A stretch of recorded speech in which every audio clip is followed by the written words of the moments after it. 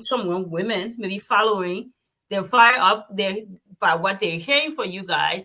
So what can you say to young women who want to come into community leadership or just listening? What word of encouragement do you have for them? Okay, I can take that question first. I will say, and I always like to use my personal experience. I have a 19-year-old daughter. She just turned 19.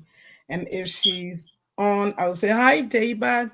She's now at Howard University. I'm going for political science and branching to law. She has been in the community since she was little, like 6, 7. I took her to community meetings. Everybody in the community knows her very well. Very outspoken. She had introduced a lot of these leaders, including Alex Cummings when he was guest speaker. She introduces me when I'm speaking to organizations. But she told me one time that she didn't want to get involved. She and her brother have a son. And they said, oh, we don't like politics. After she was like in her teens, she's still in her teens, but I'm just saying maybe mid 13, 14. And her brother was, I don't like politics. Mommy, all into politics. I don't like this. I don't like that. So I sat them down. We're in the kitchen having, eating. I was cooking, we're just snacking on things. And I said, let me tell you something. Politics is everywhere, even in this home. When your father wants something done and I don't want it done, I try to influence his thoughts to, for him to follow mine. That's politics. And the same thing with you guys. But let me tell you what happened in politics. The bad people push for what they want. They fight for what they want. And guess what? The good people sit and say, me, I won't be battle. Me, I won't be battle. Guess what? The bad people go and win. Mhm. And then they rule your life. Guess what? What you want to be done will not be done because they control everything that you want to do now. So what are you going to do? I said, so you fight. You fight to the end. If it don't happen for you, that's fine. But some other people will see your cause and they will join you later. It might not happen that year, but it will happen another time. And so my daughter has become a champion for little girl. As we were talking, some of the reason why when I tried logging in first, I couldn't because she reached out to me from her campus. She wants to do something. She wants to be part of a mentoring program on her campus. And she That's wants nice. that done. So she had to reach out to me to lead her, to give her guidance. So I had to make some quick calls, do some things with her before I could come back to check on this line. I just want to say my daughter is an example. Just from me, she is following my footsteps and trying to join every organization that she can join to make sure that she makes this place a good place for other young women. Thank you. Thank you. Thank you. Thank you for sharing. Comfort, I'm sure you have some thoughts on that. Unmute yourself. Unmute yourself. Yes, I do. I'm like Dr. Sumo. When my kids were growing up, I made sure they participated in organizational work.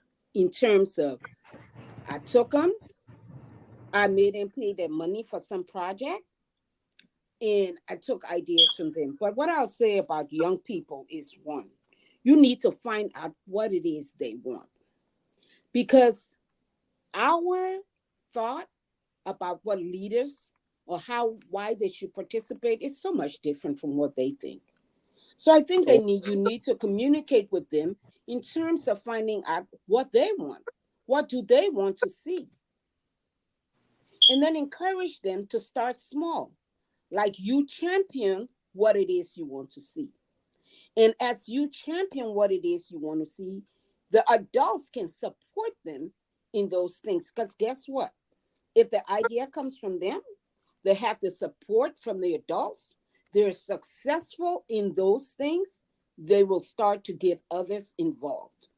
So, I remember going to a summit, a youth summit that our current director had, and people had different ideas. And we have to realize for young people and us, there are cultural differences, especially for those who grew up in the United States and those who came from Liberia.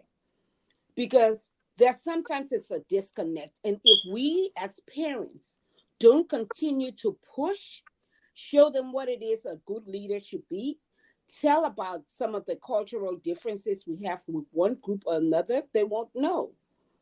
And if we can identify the things that they need to see happen, we can then help them to come in, start small. We support them. They can bring their friends. We say, okay, you want this to happen, you champion it. We will support you in it. Because a lot of times young people don't want to participate. So what we're going to do, we're just going to say, okay, do it. We'll be behind you 100%. And we need to listen. I think that is one of our biggest problems. We come from Liberia, we say, it got to happen this way. No, it doesn't. We have to listen. And when we listen, we need to be able to extract what they're saying to us and work with them in making things happen. That's what I would say to young people. Champion something. Bring your ideas. Let's see how we can submit. We can help you. Bring others to the table and let's see what can be done. My boys are in leadership positions all over. And it's because I force them to listen to what we have to say. You just have to listen and work with them to solve problems, because they'll come in and they'll tell you straight. When y'all go to so and so, all y'all do is so and so. We're not interested in that. What are you interested in? What would you like to see us do differently? And since you want to see us do differently, can you champion that?